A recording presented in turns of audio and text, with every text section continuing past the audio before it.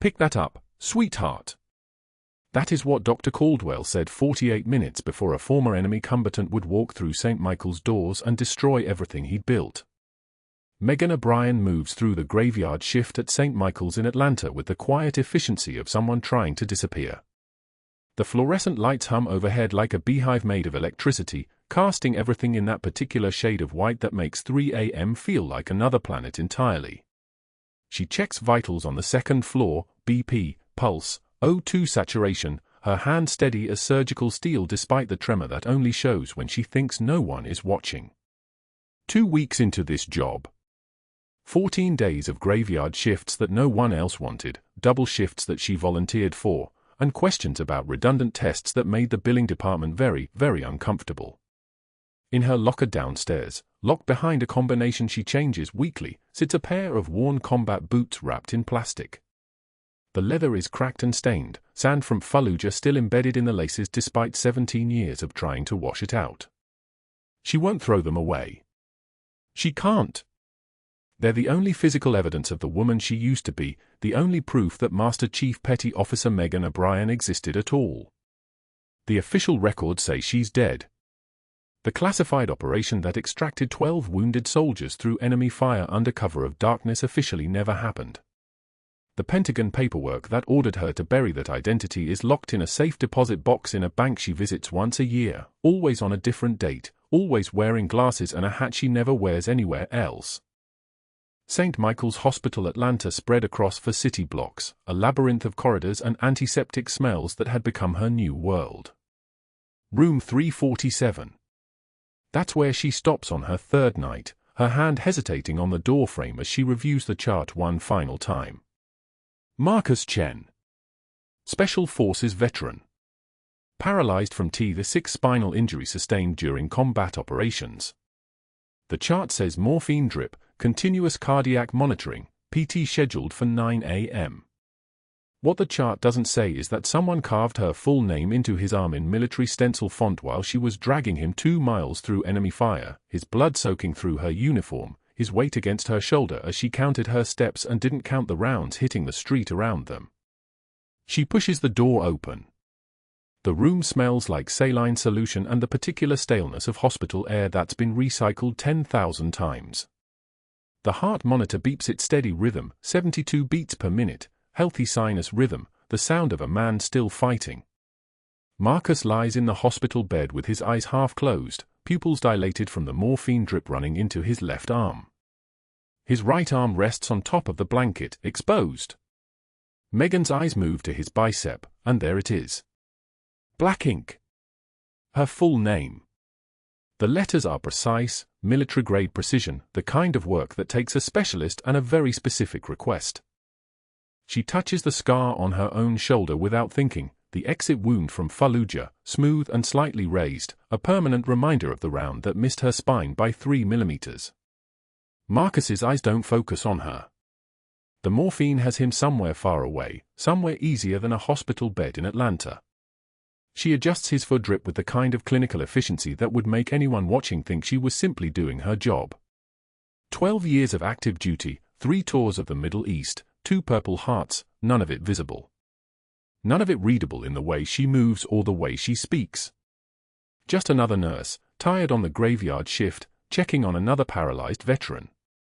She leaves the room and moves on before anyone notices the way her hands pause for just a fraction longer than necessary, the way her breathing changes for exactly 2 seconds, the way the scar on her shoulder seems to burn even though scars can't actually burn. They can only remember. The cafeteria at 2 a.m. during shift change is a particular kind of chaos. Nurses coming off their night shifts, exhausted and hollowed out, trying to get enough coffee into their systems to drive home safely. Orderlies pushing meal carts. A handful of doctors who still believe they're important enough to need a 2 a.m. snack. Megan carries a tray, soup that's been sitting under heat lamps for 4 hours, a sandwich wrapped in plastic, water, black coffee, and she's thinking about the pattern she's noticed in the charts. 3 unnecessary CT scans in 2 weeks. 5 procedures that could have been diagnostic but were instead billable. Redundancies in medication orders that seem to prioritize expense over efficacy. The billing codes that don't match the actual procedures performed. She's written down the numbers. 7 pages of handwritten analysis in a notebook she keeps in her apartment, under the floorboard beneath her bed, next to her dog tags and her Purple Heart medals and the classified briefing from the Pentagon that officially decommissioned her. Dr. Caldwell sees her from across the cafeteria. She doesn't know this yet, but he's been watching her for 14 days. He's made phone calls. He's checked her credentials, which are spotless, which is the problem, because spotless credentials coupled with curiosity is exactly how you get people asking questions about $847,000 in inflated billing codes that has been moving through selective partnerships with 3 pharmaceutical companies and a medical equipment supplier who understands the value of creative accounting. His eyes narrow. His jaw tightens. He's been in medicine for 23 years, and he's built something beautiful in his spare time, a lucrative network that nets him approximately $180,000 per month in cash deposits to accounts held under the names of his ex-wife's cousins in states with loose financial oversight. Megan doesn't see him coming. She's thinking about Marcus Chen's chart, about the way the tattoo burns in her memory, about the woman she was supposed to be dead for the last 17 years. She's carrying a tray through the crowded cafeteria, and then suddenly she's not carrying it anymore. Dr. Caldwell's shoulder connects with her arm. The tray tips. Soup spreads across the tile floor like a stain, dark and spreading. The plastic cup shatters. The sandwich falls face down onto the wet tiles. Megan catches herself on the counter, muscle memory, the kind that comes from 17 years of combat training, the kind that makes her move like her body remembers things her mind is supposed to have forgotten. The cafeteria doesn't go silent. That's the strange part. The room just continues, conversations flowing around the incident like water around a stone. The orderlies don't stop. The other nurses pretend they didn't see anything. Dr. Caldwell stands beside her with his hand on her shoulder, his fingers pressing just slightly too hard, his voice carrying across the room like he's announcing something important. "Careful," he says. "Clumsy can be dangerous in a hospital." Megan looks at the tray. She looks at the soup. She looks at him. Her jaw clenches for exactly 1/10 of a second. That's the only thing that moves. Her hands come forward, her breathing stays level, and she bends to collect the scattered items without a word. The plastic cup goes first. Then the plate. Then the napkin soaked with broth. Her movements are economical, practiced, the movements of someone who's cleaned up far worse than soup in far worse places. Her face reveals nothing. Not anger. Not embarrassment. Not the tremor that's happening in her chest, the one that has nothing to do with this moment and everything to do with the tattoo on Marcus Chen's arm. Dr. Caldwell watches.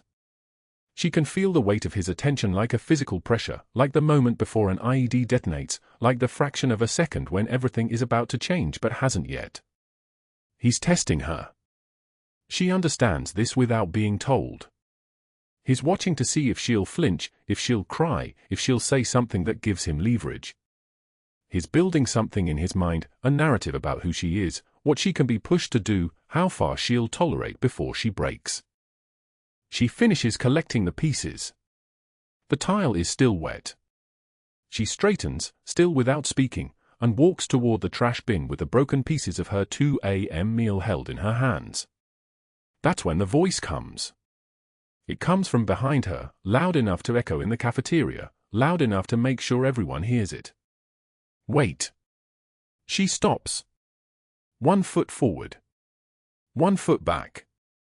The classic stance of a soldier at attention, even though she's just a nurse standing in a hospital cafeteria holding a broken tray.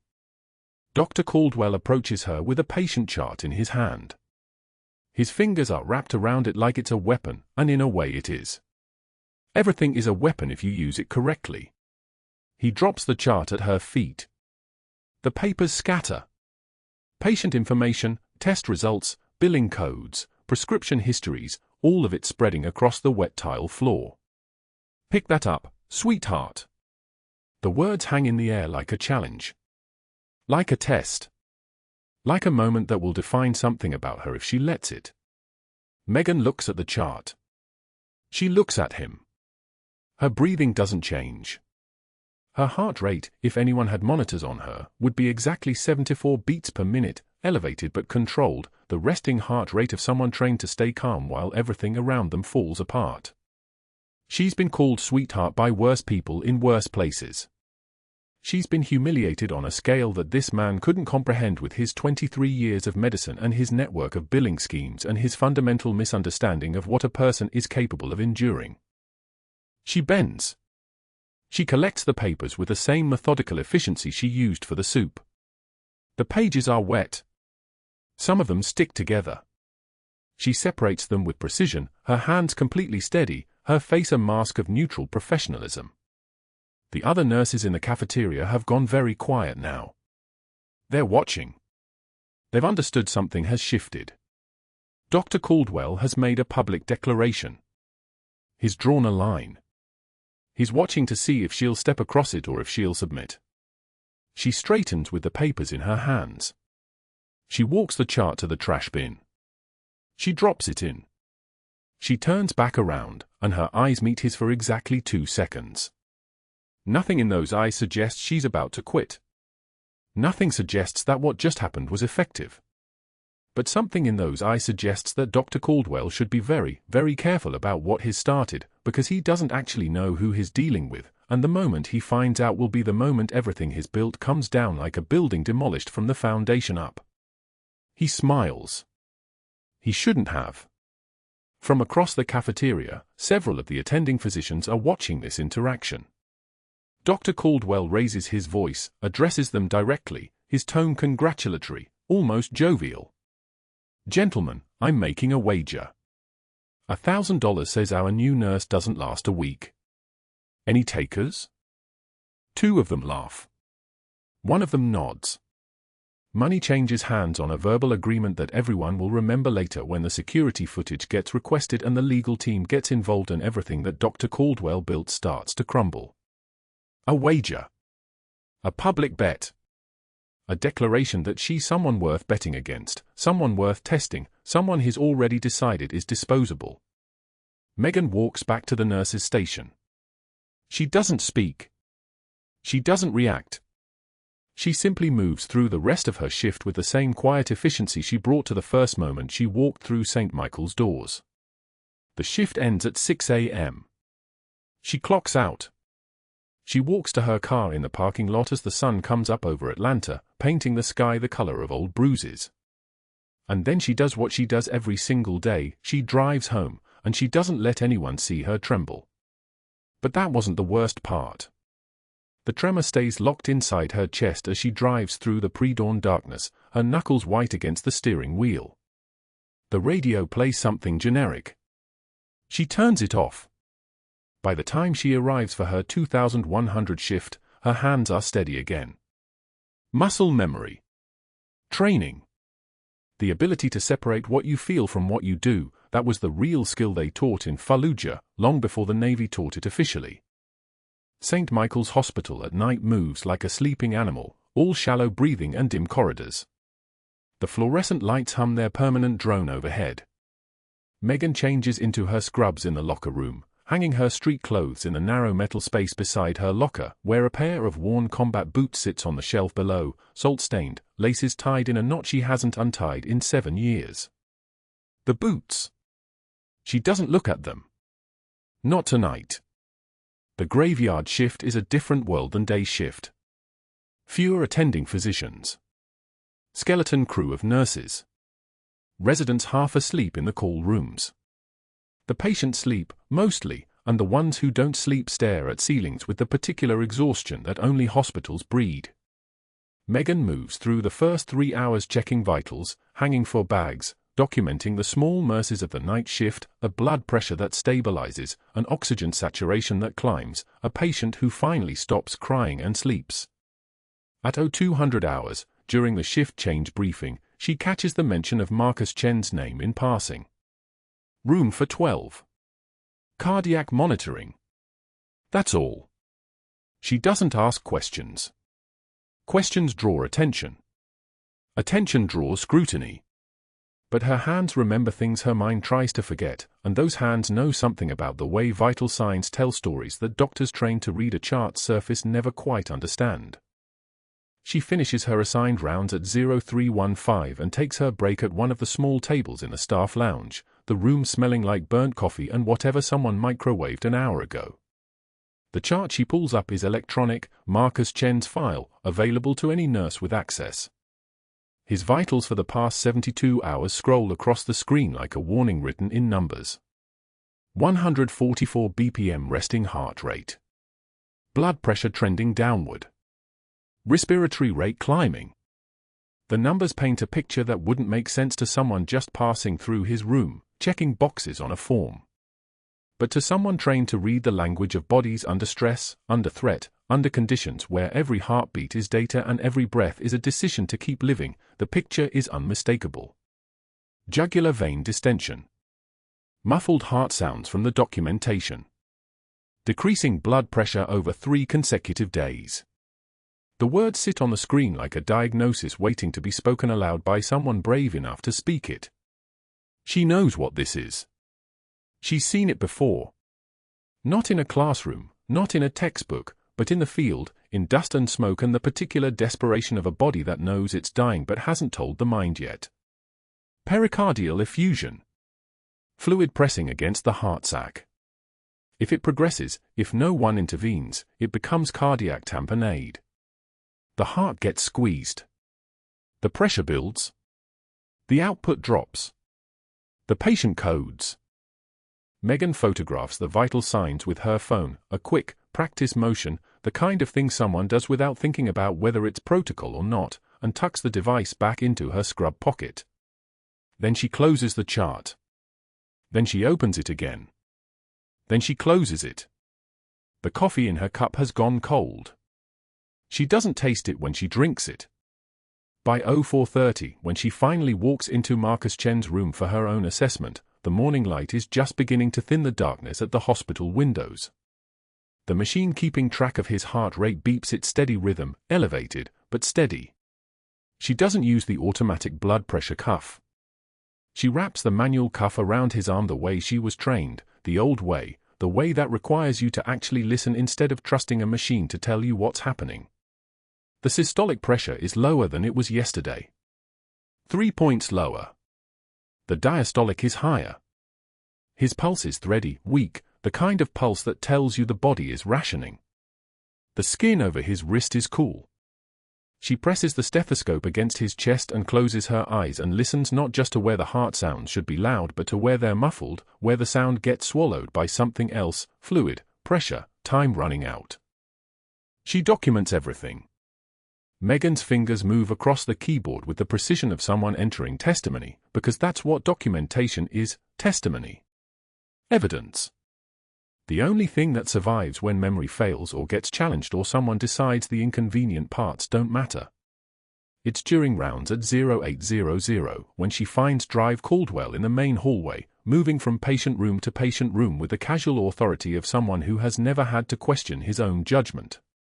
The attending physicians trail behind him like satellites. She approaches with the chart, her voice kept low, professional, the voice of someone asking permission rather than offering information. "Doctor, I wanted to bring something to your attention. Marcus Chen's vitals are showing a pattern consistent with." Caldwell doesn't slow down. He doesn't even turn his head. "Master Chief O'Brien, are we suddenly performing cardiology now? That a recent promotion I missed." The attending physicians smile. They smile the way wolves smile, recognizing something weaker in front of them. "Run along, nurse.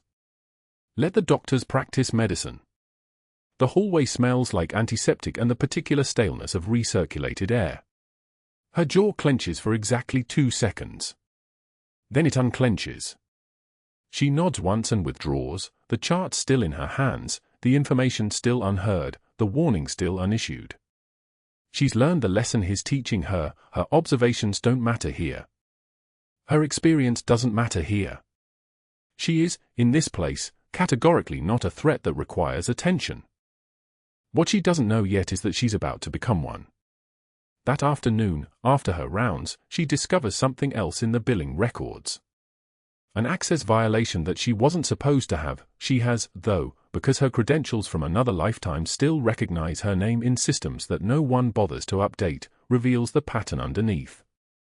Unnecessary cardiac stress tests ordered on Marcus Chen. 3 of them. Premium monitoring services billed to VA insurance. The payment splitting between the hospital and a medical supply company with a P.O. box in Arlington and a shell corporation structure that screams money laundering to anyone trained to recognize it. It's elegant. It would work forever on someone just passing through, just doing their job, just trusting that the machines and the protocols and the doctors with their credentials would never let anything this corrupt simply exist in plain sight. She photographs the records. 3 images. The phone back in her pocket. The moment she realizes she's made a mistake, if Caldwell discovers she's noticed his scheme, she stops being an inconvenient new employee and starts being a direct threat. The intercom crackles, "Dr. Caldwell, line 3. Then silence. She closes the files. It's too late. The system logs every access. He'll see her name in the audit trail. It might take him hours to piece together what she accessed and why, but the trajectory is already calculated. She has maybe 12 hours before he responds. Maybe less. The next morning, at 0630, as she's arriving for her shift, Dr. Caldwell intercepts her outside the elevator. His smile is the kind of smile that predators practice in front of mirrors. "Megan, you look overwhelmed. All this critical care seems a bit much for someone at your level. I'm reassigning you to pediatrics. Effective immediately. You'll be much happier there, lighter acuity, more fulfilling work. Consider it a gift." It's not phrased as a question. It's phrased as inevitability. "I understand, doctor," she says. Her voice doesn't shake. Her hands don't tremble. The only evidence of what's happening underneath is the way her fingernails press small crescents into her palms, the way a person's body sometimes betrays what their training teaches them to hide. "Good," Caldwell says.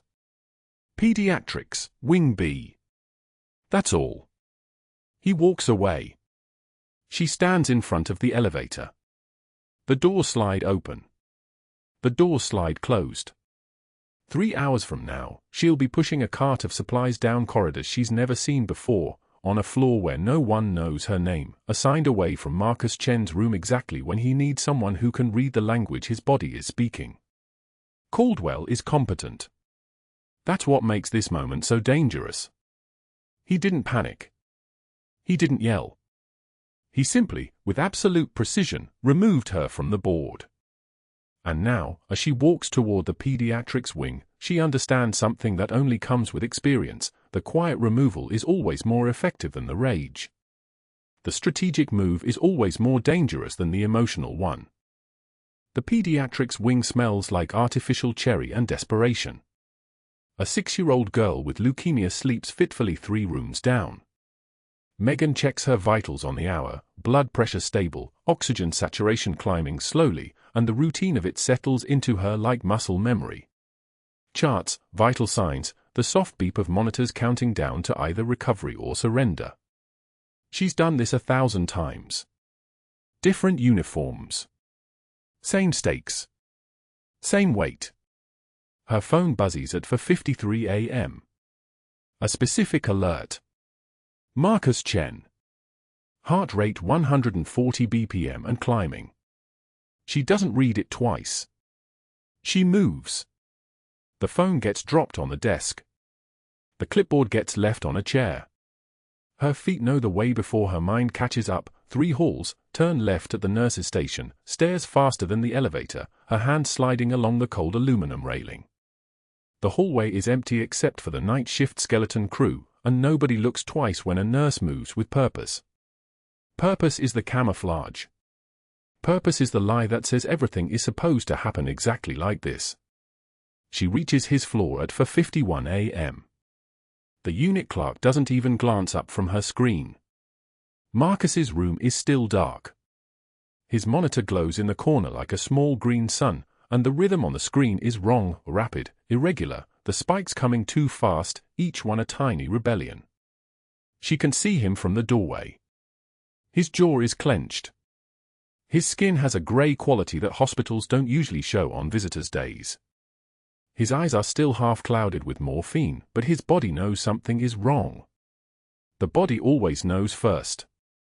She's 3 steps into the room when Dr. Caldwell arrives with his entourage. The attending physician moves like he owns the air he walks through. 2 residents flank him, notebooks ready, pens poised over blank pages. They're young. They're still learning to see the patient as separate from the disease. They still believe everything their attending says is carved into some immutable medical stone. Caldwell sweeps into the room and doesn't acknowledge Megan's presence.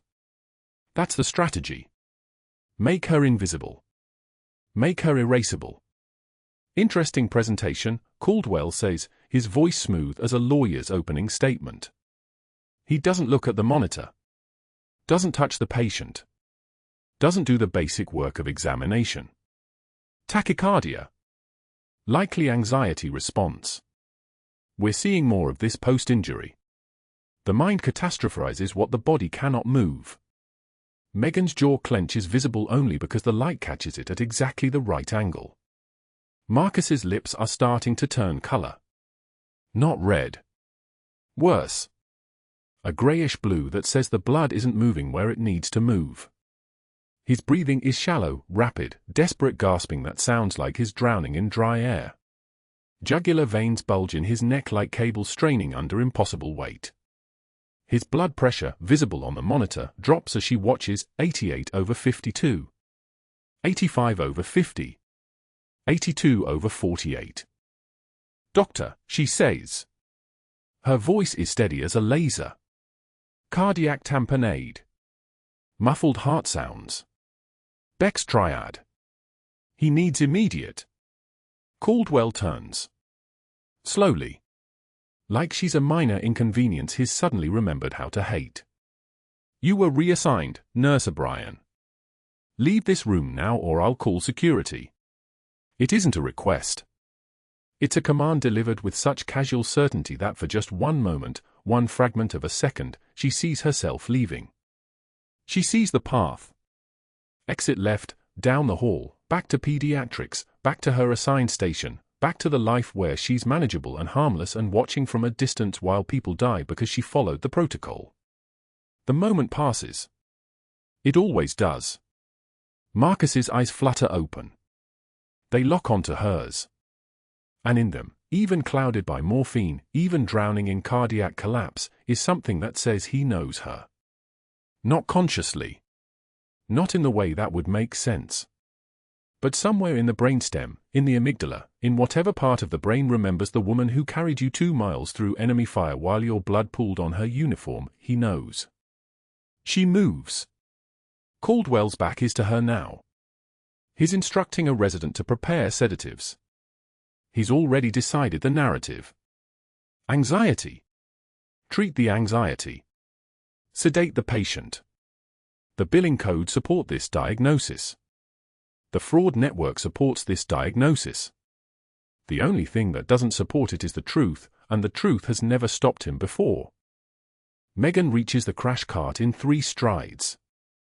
The needle is right where it always is, a long cardiac needle, 14 gauge, the kind you use when time isn't negotiable. She pulls a syringe. 20 cubic centimeters capacity. She doesn't need more than that. Below the sternum is the target. Just below and slightly to the left. The needle angled upward at 45 degrees, slow enough to feel for the pop of the pericardial sac, fast enough that the patient doesn't have time to code in the process. Her hands are steady. That's what Caldwell will remember later. Not the insubordination. Not the procedure. Not even the miracle of Marcus's stabilization. He'll remember that her hands did not shake. If you do that, you're finished here, Caldwell says quietly. He's not turning around. He already knows what she's doing because he's smart enough to recognize the sound of a crash cart being breached by someone who knows exactly what they need. He reaches for his phone with the casual certainty of someone calling building maintenance. Megan positions the needle below Marcus's xiphoid process. The bone is an anchor. The feel of it under the skin, that specific resistance, is the same whether you're in a tent in Fallujah with artillery rounds impacting 200 meters away or in a sterile hospital room at 4:53 in the morning. The body doesn't know the difference. It just knows that pressure is killing it. She angles the needle upward. She applies pressure. Slow. Controlled. The pop comes at exactly the right depth. The pericardial membrane gives way. And then, dark fluid. 60 ccs of dark fluid that should not exist in that space. Pericardial effusion. Blood pooling around the heart muscle, compressing it, suffocating it. She pulls it out steadily. The syringe feels like a confession. Marcus gasps. Not a gasp of pain. A gasp of relief. His shoulders lift off the mattress. His color changes immediately, that gray tone receding, pink returning, the basic miracle of oxygen and circulation restoring themselves. The monitor changes its song. The rapid spikes slow. The irregular rhythm finds a rhythm. Sinus rhythm. The sweetest two words in any medical language. Caldwell's phone is still in his hand. His face has gone from confident to ash-white to a red that looks like blood pressure climbing into dangerous territory. He's staring at what just happened. At what he'll have to explain now. The assembled residents are staring. The code team has arrived, someone called them anyway, protocols override ego, and they're staring at Marcus's monitor showing perfect recovery, and at Megan, and at the needle, and at the syringe full of something that definitely should not have been there. You just assaulted a patient with an unauthorized procedure, Caldwell says. His voice is very quiet. Very controlled. Which means it's very dangerous. That's termination. That's report to the state licensing board. That's maybe criminal charges depending on how I frame the narrative. But that wasn't the worst part. The worst part was that he was already reaching for his phone, already making calls before the code team was even fully through the door. Within the hour, her name had been distributed to people Megan had never met, board members whose institutions had been quietly enriched by Caldwell's billing schemes, administrators bound to him by leverage and favor, an outside investigator who owed him for looking the other way on something that probably involved missing medications and falsified documentation. The network activated like a virus. By noon, there were questions about her credentials. By 1 p.m., there were questions about whether she'd been properly licensed. By 2 p.m., security was walking her out of the hospital with her hands empty and her reputation being systematically dismantled in rooms where decisions were made by people who'd never seen her save a life. She didn't fight it. Fighting would have been admitting she'd broken protocol. Admitting that protocols had been broken would have required defending them. Defending them would have required explaining why she'd violated them, which would have required explaining that she knew something about cardiac physiology and emergency intervention that shouldn't have been possible for someone with her credentials. So she walked. Her badge went into a locked envelope. Her name went into a system marked for do not rehire. Her daughter was home early from daycare because Mommy had been fired, and Mommy was sitting at the kitchen table with her hand shaking for the first time in 15 years because, no, not shaking. Not in public. Not where anyone could see it. But at the kitchen table, alone, with a 7-year-old asking in a voice that broke every adult heart, "Why is Mommy home?" That's when her hands remembered how to tremor. That's when she cried for the first time since Fallujah. She didn't know that Marcus Chen's monitor would spike again 6 hours later. She didn't know that the fluid would return. She didn't know that Caldwell, unable to admit that a dismissed nurse had been right, would diagnose it as recurrent anxiety and recommend palliative care management instead of the imaging that would have shown the underlying source. She didn't know that Marcus would spend the next 72 hours deteriorating in a way that could have been prevented if only someone had believed her. If only someone had listened. All she knew was that she'd been fired for saving someone's life. And that the person she'd saved was still going to die because the person who fired her was too proud, too connected, and too convinced of his own infallibility to admit he was wrong. The phone on her kitchen table would ring in exactly 72 hours. The voice on the other end would change everything. But for now, there was only rain hammering the windows like applause for someone nobody was watching, and a 7-year-old asking why mommy was home, and the terrible understanding that sometimes the bravest thing you can do, the right thing, is the thing that destroys you. The administrative office felt smaller than it should have, the kind of small that comes from too many decisions being made in too little time. Dr. Caldwell's fingers moved across his desk phone with the precision of someone who'd spent years converting relationships into leverage. For calls. That's all it took. The first went to Richard Bancroft, the hospital administrator, a man whose son owed his orthopedic residency to Caldwell's carefully placed recommendation letter 3 years ago. Bancroft picked up on the second ring. "Richard, we have a situation." Nurse O'Brien performed an unauthorized emergency procedure on a conscious patient without attending physician approval. "I need her terminated before she files a false report claiming I missed the diagnosis." The lie tasted like nothing to him, it was just repositioning, just controlling the narrative. Bancroft's voice came back smaller than before. "How serious?" "Serious enough that legal needs to document it immediately. She's a liability." The second call went to Catherine Wells, a board member whose pharmaceutical supply company had received 17 contracts totaling $600,000 through Caldwell's recommendations over the past 4 years. Catherine, the new graveyard nurse, the one who's been asking questions about supply orders, just performed a procedure she's not qualified for. Reckless behavior. "I need you to call administration and recommend immediate termination."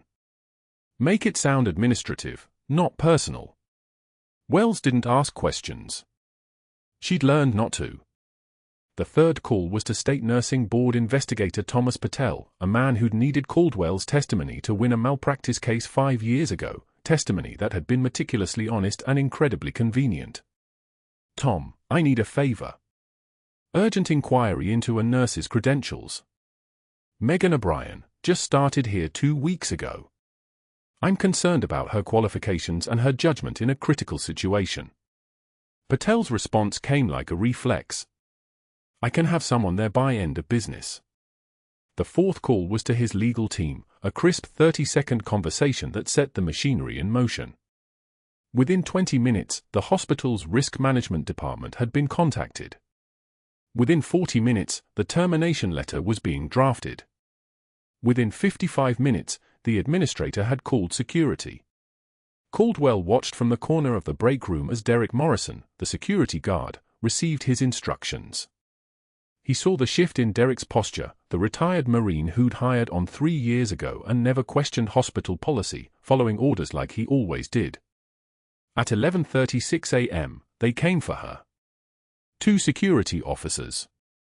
She was restocking the pediatric supply cart on the 3rd floor when they found her, her hands moving through the mechanical motions of work while her mind tracked Marcus Chen's vitals 3 floors below. "Nurse O'Brien, you need to come with us." She didn't ask why. That was the thing that made Caldwell angry later, she didn't even ask. She just stood up, closed the supply drawer, and followed them with the same quiet composure she'd shown when he'd thrown the patient chart at her feet. They walked her through the main corridor during the shift change, 12:45 in the afternoon, right when the floor was busiest. Caldwell had arranged this timing too, made sure she'd pass the cafeteria where he'd publicly humiliated her, made sure she'd walk past the nurse's station where nobody would meet her eyes, made sure she'd pass Marcus Chen's room where he was calling, confused and sedated and calling her name, asking where his nurse had gone, why the woman who'd pulled him back from nothing had disappeared. The administrator met her at the main exit with a termination letter already prepared, already signed, already absolute. His name was Harrison, and he'd been at this hospital for 18 years, long enough to know when something was wrong, not long enough to care anymore. "Your credentials are under investigation," he said, his voice practiced and distant. "Until this is resolved, your hospital access is revoked. You'll receive formal notice from our legal department." Megan's hands were steady. Her voice was steady. "Dr. Caldwell missed a cardiac tamponade diagnosis. Marcus Chen would have died if someone didn't intervene. You can verify the procedure was medically necessary. Harrison cut her off with the precision of a man who'd had this conversation scripted for him. Dr. Caldwell has documented a pattern of insubordination, reckless behavior, and unsanctioned procedures. You performed an emergency intervention without his authorization or presence. That's not heroism, Nurse O'Brien. That's liability. The word tasted like ash in his mouth as he said it, because somewhere in the reptile brain of his 18-year career, he knew exactly what he was doing. But the board had called. The administrator had called. The lawyers had called. And Dr. Caldwell had called first, which meant everyone else was playing catch-up. This conversation is over, Harrison said. Collect your belongings and exit the building. They walked her to the employee locker room, watched while she emptied her station. Her scrubs came off first, then her stethoscope, coiled like something that had been waiting to be put down. And then her hands reached for the bottom of the locker, where the worn combat boots sat, still in plastic, still exactly where she'd placed them 2 weeks ago. She held them for exactly 3 seconds, the kind of pause that means everything, the kind of silence that contains entire wars. Her fingers traced the scuff marks on the leather, the marks from Fallujah, from running through streets where every shadow held a bullet, from carrying men who weighed more than gravity. The boots had been reminders. Now they were relics. She placed them in a paper bag without looking back. The exit doors hissed open like a mouth breathing, and the Atlanta afternoon hit her like a wall, heat and humidity and the terrible ordinary brightness of noon on a day when her life had ended. The parking lot was full of cars belonging to people who still had jobs. Megan walked between them toward the street where nobody was waiting, where nobody would be waiting, toward a future that had just become impossible. That evening, the kitchen table was where everything broke. The termination letter lay spread across the laminate surface like a crime scene photograph, official letterhead, signature line, the words "under investigation" repeated 4 times. The light from the window was the color of old gold, the kind that happens in the hour before sunset, the kind that makes everything look like it's already disappearing. Emma found her there. 7 years old, home from after-school care, backpack still on her shoulders, asking the question that made the last walls come down, "Mommy, why are you home early?" The words came out small, confused, the voice of a child who still believed her mother was invincible, who still thought that bad things happened to other people's moms. Megan opened her mouth to answer. To explain. To say something that would make sense of the senseless. She couldn't speak. The tears came like something breaking, like a dam that had held for 18 years, since Fallujah, since she'd been told to forget who she was, since she'd buried Megan O'Brien and become just a nurse, just a graveyard shift worker, just a woman asking the wrong questions. She pulled Emma close without answering, and her shoulders shook with silent sobs while her daughter's arms wrapped around her neck, small and fierce and confused. "Mommy," Emma whispered again. "It's okay, baby," Megan finally managed, her voice broken into pieces. "Mommy just needs a minute." But they both knew it was a lie. Mommy needed more than that. Mommy needed the world to remember who she was before she'd forgotten. Mommy needed someone to believe her. Mommy needed a miracle, and miracles don't come to women sitting at kitchen tables in Atlanta apartments, crying in the dark while their daughters held them and asked if everything was going to be okay. The phone sat silent on the counter. Nobody was calling. Nobody knew what to do with a Master Chief Petty Officer who'd been fired from a hospital by a doctor who'd never read her file. The rain started at 6 o'clock, hammering the windows like applause for someone nobody was watching, and Megan held her daughter and waited for the world to move on without her, the way it always did. She didn't know that 72 hours away, an Iraqi refugee patient with a leg wound would walk through those same ER doors and change everything. She didn't know that the woman she'd buried 18 years ago was about to walk back out into the light. She only knew the kitchen table, the cold letter, the taste of her own tears, and the terrible, impossible weight of being right when everything else was wrong. 72 hours. That's how long it took for the truth to walk through the emergency room doors wearing a refugee's face. The former Iraqi intelligence officer moved through St. Michael's triage with the careful steps of someone who'd spent a lifetime reading rooms before entering them. His papers identified him as Rashid Alami, 53 years old, complaining of chest pain and shortness of breath. What the intake form didn't say was that he'd once tracked coalition operators through Fallujah's rubble for the Ba'athist regime. What it didn't say was that he'd spent the last 7 years in a Damascus safe house, carefully compiling the names of every special operations medic who'd saved American lives in ways that officially never happened. Megan had returned to St. Michael's that morning to collect her final paycheck from HR, the conversation exactly as pleasant as a root canal performed without anesthesia. The human resources director wouldn't make eye contact. The check was cut without comment. Nobody mentioned the firing letter. Nobody mentioned Dr. Caldwell. She was processing the paperwork when the ER doors hissed open and she heard the intake nurse call out vitals to a monitor tech. She never would have gone near the emergency room. She'd come to retrieve what was hers and leave before the shame could soak into her scrubs again. But something made her pause outside the curtained bay where Rashid Alami lay on the stretcher, his hand clutching at his chest like it might escape his ribs. He opened his eyes. Looked directly at her. Held her gaze for 3 seconds that felt like 3 years.